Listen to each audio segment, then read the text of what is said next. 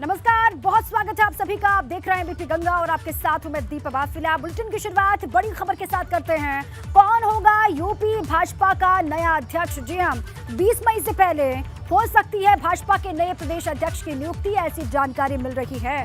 20 और 21 मई को देखिए जयपुर में भाजपा की राष्ट्रीय परिषद की बैठक होनी है और बैठक से पहले ऐसी जानकारी मिल रही है कि भाजपा प्रदेश अध्यक्ष की नियुक्ति की तैयारी में दिखाई दे रही है।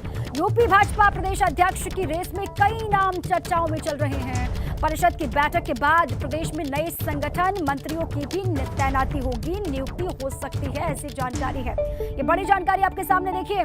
जल्द ही नया प्रदेश अध्यक्ष मिल जाएगा भारतीय जनता पार्टी को उत्तर प्रदेश में। 20 मई से पहले हो सकती है भाजपा के नए प्रदेश अध्यक्ष की नियुक्ति, क्योंकि 20 से 21 को जयपुर में कार्यक्रम है। उससे पहले ये कहा जा रहा है कि नए प्रदेश अध्यक्ष को लेकर तस्वीर हो सकती है साफ।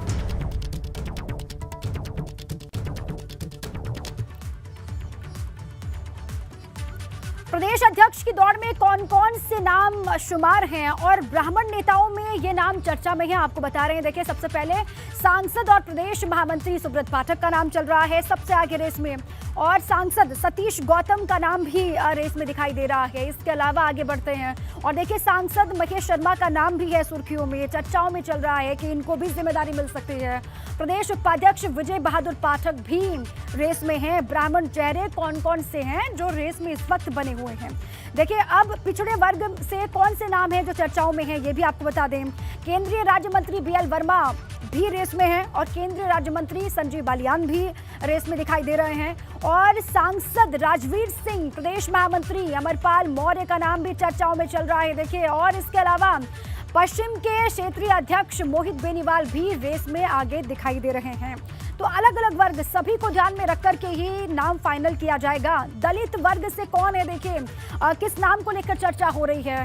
केंद्रीय मंत्री एसपी सिंह बघेल का नाम भी सुर्खियों में चल रहा है। सांसद विनोद सोनकर भी रेस में हैं और सांसद राम शंकर कठेरिया का नाम भी चर्चाओं में लगातार चल रहा है। लेकिन अब आखिरी में मुहर किस नाम पर लगेगी, कौन सा कार्ड खेला जाएगा हाईकमान की तरफ से? क्योंकि देखिए, सामने 2024 का चुनाव भी है और जिसका भी नाम फाइनल होगा, तमाम सियासी समीकरणों को ध्यान में रख करके, क्षेत्रीय जाति समीकरणों को साध करके ही नाम को फाइनल किया जाएगा। ब्राह्मण से, दलित से और पिछड़े वर्ग से किस किस के नाम को लेकर चर्चाएं हो रही है, इसके बारे में पूरी जानकारी हम आपको दे रहे हैं। ये बड़ी खबर आपके सामने है और साथ ही देखिए अब किसके नाम पर हाईकमान मुहर लगाता है, इस पर लगातार नजर है। इसी पर हमारे सहयोगी शैलेश हमारे साथ जुड़ चुके हैं, उन्हीं का सीधे रुख कर लेते हैं। शैलेश, देखिए, अब ब्राह्मण वर्ग से, दलित से, पिछड़े वर्ग से किसके नाम पर दाव लगाया जा सकता है, किसके नाम को आगे किया जा सकता है, संभावनाएं क्या क्या बनी हुई हैं, किसके नाम की चर्चाएं हैं, वो हमने दर्शकों को बता दिया है। अब 2024 भी सामने है, इस लिहाज से किस बात का ख्याल, किस फैक्टर का ख्याल हाईकमान रख सकता है? शैलेश।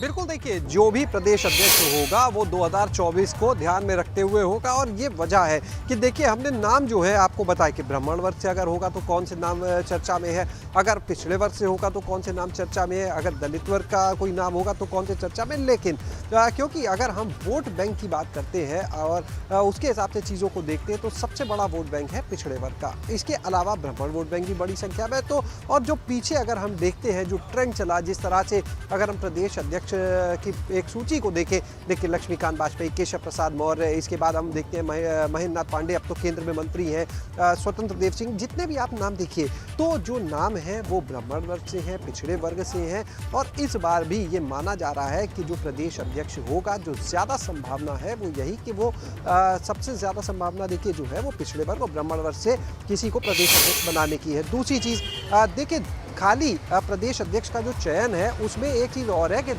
अभी 20 और 21 तारीख को जयपुर में भाजपा की राष्ट्रीय परिषद की बैठक होनी है।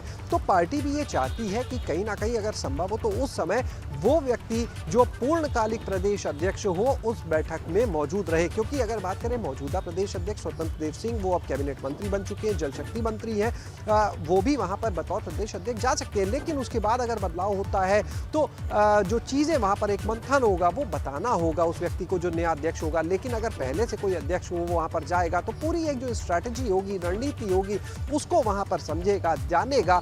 तो इन चीज़ों को देखते हुए माना जा रहा 20 तारीख के पहले जो प्रदेश अध्यक्ष होंगे नाम पर मोहर लग जाएगी। दूसरी चीज़, प्रदेश अध्यक्ष के बाद में जब ये राष्ट्रीय परिषद की बैठक हो जाएगी उसके बाद प्रदेश में संगठन में और भी कई बदलाव होंगे। जो प्रदेश के कई पदाधिकारी हैं, चाहे वो महामंत्री पद हो, चाहे वो उपाध्यक्ष पद हो, उन पर भी बदलाव होंगे। क्योंकि अगर आप पदाधिकारियों की बात करते हैं तो वर्तमान में आप देख सकते हैं परिवहन मंत्री हैं दयाशंकर सिंह, वो भी प्रदेश पदाधिकारी हैं संगठन में।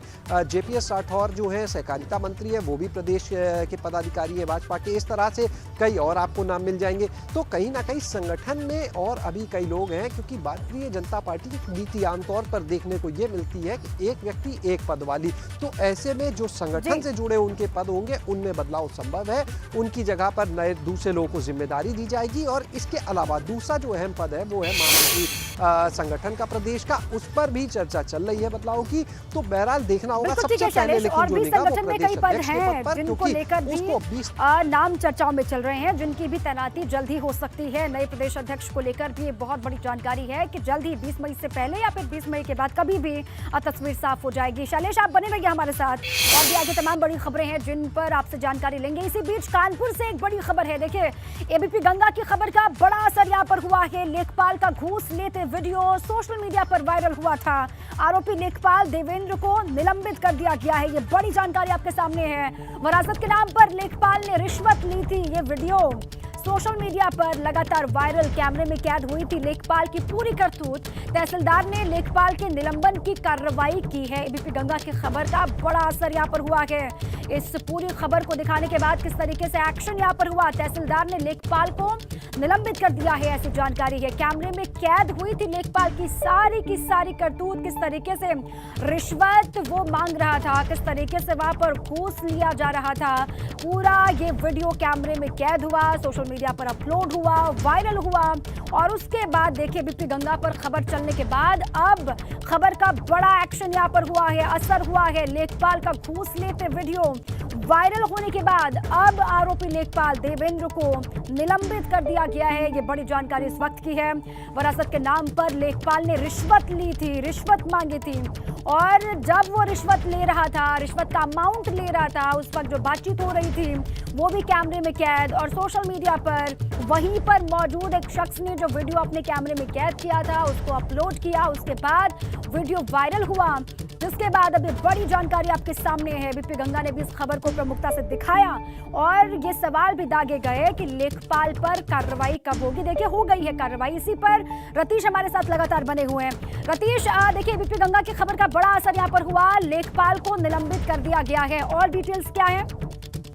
बिल्कुल, देखिए एबीपी गंगा ने खबर दिखाई थी जैसे कैमरे पर लेखपाल अपने काम को ना करते हुए अनियमितता कर रहा है और सीधे पैसे मांग रहा, पैसे ले रहा। लेते हुए वीडियो देखने के बाद अधिकारी चौकन्ने हुए और अधिकारियों ने इस पर कार्रवाई की। दरअसल चौधरीपुर गांव का ये मामला था जहां पर लेखपाल विरासत के नाम पर रुपए ले रहा था और उसका सोशल मीडिया पर वीडियो वायरल हो गया था। इस खबर को दिखाए जाने के बाद तहसीलदार ने कार्रवाई की, तहसीलदार की तरफ से कार्रवाई की प्रस्तुति हुई है और कार्रवाई कर दी गई है। साफ तौर पर ये इंगित करता है कि जो मुख्यमंत्री के निर्देश हैं, भ्रष्टाचार के प्रति जीरो टॉलरेंस की नीति के जो निर्देश हैं उनका पालन नहीं हो रहा है। लेकिन एबीपी गंगा ने जब अपनी खबर को प्रमुखता से दिखाया उसके बाद आनंद पानन में अधिकारी चौकन्ना हुए और उसके बाद लेखपाल पर कार्रवाई की गई है। जी बिल्कुल ठीक है, ये जीरो टॉलरेंस की नीति है योगी सरकार की, और जो भी भ्रष्ट अधिकारी होगा उस पर कार्रवाई होगी, और उसी के तहत ये कार्रवाई हुई है लेखपाल पर। बहुत शुक्रिया आपका रतीश।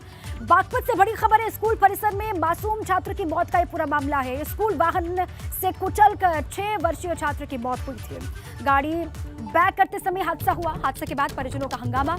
चांदीनगर के रॉयल कॉन्वेंट इंटर कॉलेज की घटना है।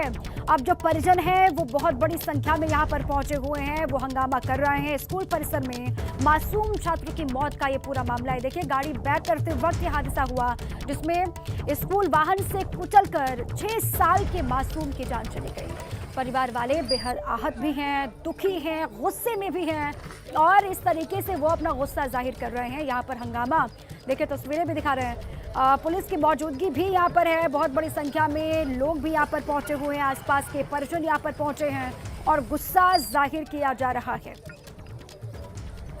और इसी पर हमारे सहयोगी राजीव जुड़ चुके हैं अधिक जानकारियों के साथ। राजीव, अभी ताजा स्थिति बताइएगा, मौके पर किस तरीके के हालात हैं और क्या कह रहे हैं परिजन? देखिए, मौके पर सुबह जो हादसे में स्कूल परिसर में ही ड्राइवर की लापरवाही से जो हादसा हुआ था, उसके बाद काफी संख्या में अभिभावक स्कूल में पहुंचे और जमकर हंगामा किया है, व्यवस्था को लेकर हंगामा किया है। सूचना मिलने के बाद एसडीएम और सीओ भी मौके पर गए और लोगों को समझाने का प्रयास किया है, लेकिन अभिभावकों ने शव नहीं उठने दिया।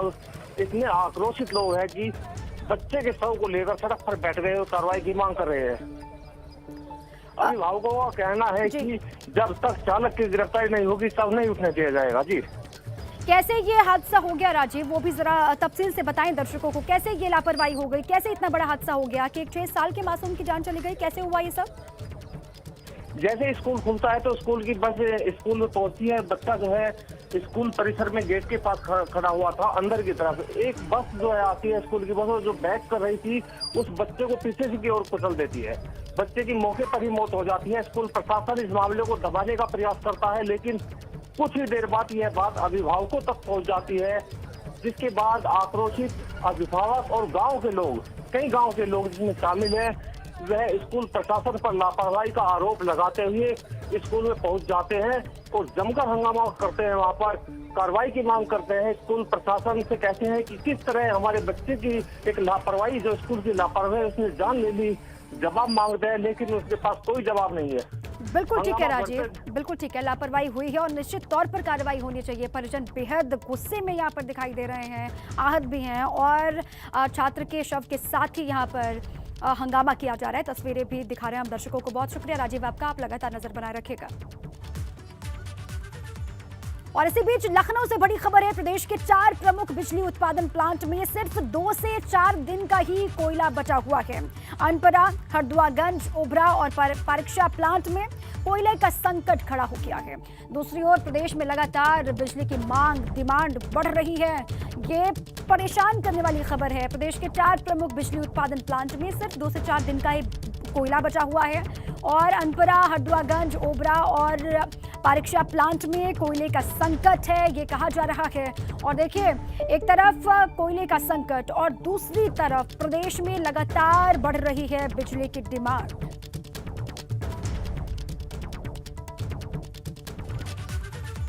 और इसी बीच एक और बड़ी खबर है। यूपी में फिर महंगी हो सकती है बिजली। केंद्रीय ऊर्जा मंत्रालय का सभी राज्यों से बिजली को लेकर निर्देश है। विदेशी कोयले का टेंडर हर हाल में 31 मई तक किए जाएं। यूपी में फिर से बिजली महंगी हो सकती है, ये पूरी खबर समझिए। केंद्रीय ऊर्जा मंत्रालय का सभी राज्यों से बिजली को लेकर निर्देश। विदेशी कोयले का टेंडर हर हाल में 31 मई तक किए जाएं। 2,13,000 मीट्रिक टन विदेशी कोयले का टेंडर करने का आदेश दिया गया है। यूपी के उत्पादन निगम को टेंडर करने के आदेश दिए गए हैं और अलग अलग विदेशी कोयला खरीदने का आदेश भी जारी किया गया है। 80 पैसे से लेकर 1 रुपए प्रति यूनिट तक महंगी हो सकती है उत्तर प्रदेश में बिजली, ये जानकारी मिल रही है।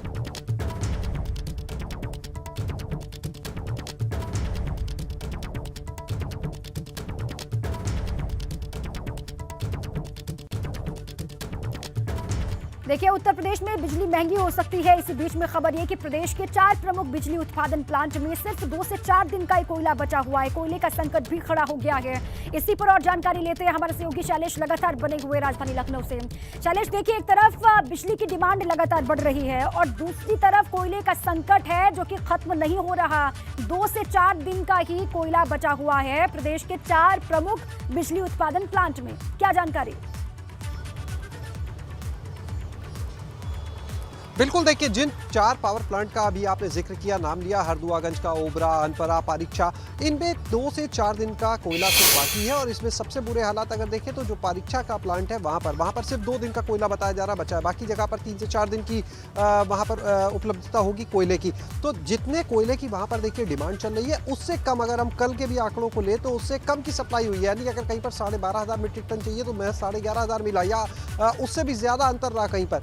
तो ये स्थिति है। दूसरी चीज़ जहाँ तक बात करें कोयला संकट जो है उसकी वजह से दो चीज़ें ध्यान देनी होंगी कि अभी अगर हम बात करें आज से एक हफ्ता पहले जाते हैं तो जो बिजली की डिमांड थी प्रदेश में लगभग 21 से 22,000 मेगावाट की थी और जो सप्लाई थी जो उत्पादन था सब मिलाकर वो था लगभग 19 से 19,500 मेगावाट का, यानी 2,500 मेगावाट की कमी थी और उसमें हमने देखा कि किस तरह से बिजली की कटौती बढ़ गई थी। इसके बाद में अगर बात करें बिजली विभाग ने ऊर्जा विभाग ने लगभग 2,000 मेगावाट की और व्यवस्था की अलग अलग माध्यमों से अन्य राज्यों से। एक तरफ वो उत्पादन बढ़ा, आपूर्ति बढ़ी, तो दूसरी तरफ आप देखिए बिजली की डिमांड बढ़ गई। जो विद्युत की डिमांड प्रदेश में 21-22,000 मेगावाट थी वो अगर बुधवार की यानी कल की बात करें तो वो 23,500 मेगावाट से ऊपर चली गई। ये खुद अधिकारी बोल रहे हैं, जो पावर कॉर्पोरेशन के प्रमुख सचिव हैं वो ये बात बता रहे हैं कि वो बढ़ गई है, यानी एक तरफ आपूर्ति बढ़ी दूसरी तरफ उसकी डिमांड बढ़ गई, तो हालत वैसे के वैसे आ गए।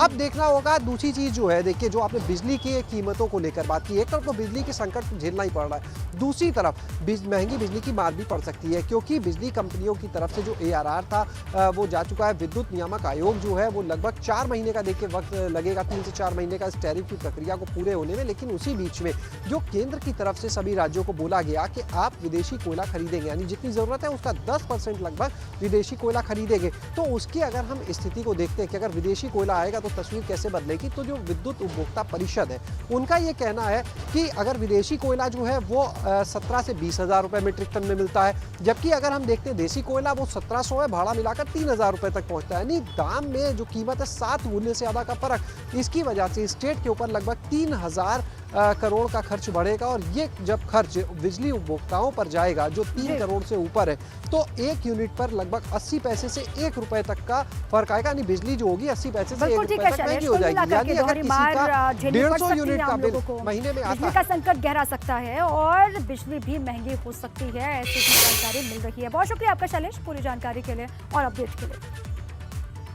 लखनऊ से बड़ी खबर है, समय से भुगतान नहीं करने वाली गन्ना मिलों पर मुकदमा होगा। बड़ी जानकारी आपके सामने, गन्ना मंत्री लक्ष्मी नारायण ने निर्देश दिए हैं, गन्ना मूल्य भुगतान को प्राथमिकता दें चीनी मिल, ये कहा है उन्होंने। और पेराई सत्र 2021-22 का करीब 75% गन्ना मूल्य भुगतान हुआ, ACS ने ये जानकारी दी। बड़ी जानकारी आपके सामने लखनऊ से है, देखिए समय से भुगतान नहीं करने वाली गन्ना मिलों पर मुकदमा होगा और गन्ना मंत्री ने इसके निर्देश दिए हैं। गन्ना मूल्य भुगतान को प्राथमिकता दे चीनी मिल, ये भी कहा है। और साथ ही पेराई सत्र 2021-22 का करीब 75% गन्ना मूल्य भुगतान हुआ है, ये भी जानकारी साझा की गई है। अब देखिए जो चीनी मिल समय से भुगतान नहीं करेंगे, गन्ना मूल्य भुगतान नहीं करेंगे, प्राथमिकता नहीं देंगे, तो उन पर कार्रवाई होगी। गन्ना मंत्री लक्ष्मी नारायण ने इसके निर्देश दे दिए हैं।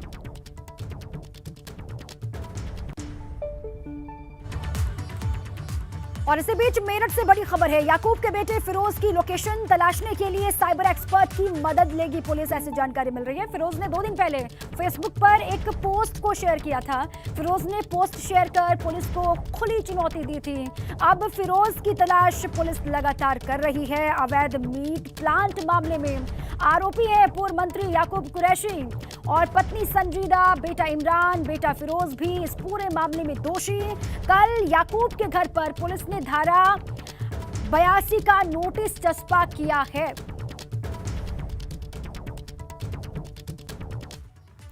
यूपी के फतेहपुर जिले के हदगाम थाना क्षेत्र के गौरा गांव के जंगल में शातिर गौ तस्कर से पुलिस की मुठभेड़ हो गई। मुठभेड़ में रिजवान नाम के गौ तस्कर के पैर में गोली लगी है, वहीं इसका दूसरा साथी फयाज अंधेरे का फायदा उठाकर वहां से भाग निकला, जिसकी गिरफ्तारी के लिए पुलिस तेजी से अलग अलग हिस्सों में लगातार दबिश दे रही है। बताया जा रहा है कि ये दोनों तस्कर गौवध करने की तैयारियों में जुटे हुए थे, तभी इसकी भनक एसओजी प्रभारी को लगी, जिसके बाद फोर्स के साथ घेराबंदी कर इन्हें घेर लिया गया, जिसमें पुलिस टीम पर एक के बाद एक कई राउंड फायर किए गए, जिससे पुलिस टीम किसी तरीके से गौ तस्कर रिजवान के पैर में गोली मारने में सफल हुई और जिसके पास से अवैध असलहा और जिंदा कारतूस बरामद किया गया है। मुठभेड़ के बाद की तस्वीरें भी आपको हम दिखा रहे हैं। गिरफ्त में शातिर गौ तस्कर किस तरीके से मुठभेड़ के बाद, उसी की बड़ी खबर। मजबूर के द्वारा थानाध्यक्ष हदगांव में पुलिस बल के जंगल की घेराबंदी किए और यहाँ पर गाय बधी हुई मिली थी और उसको काटने की तैयारी में थे। और रिजवान सनाब जमील पट्टी शाह का रहने वाला है, जिसके खिलाफ कुल 29 मुकदमे हैं।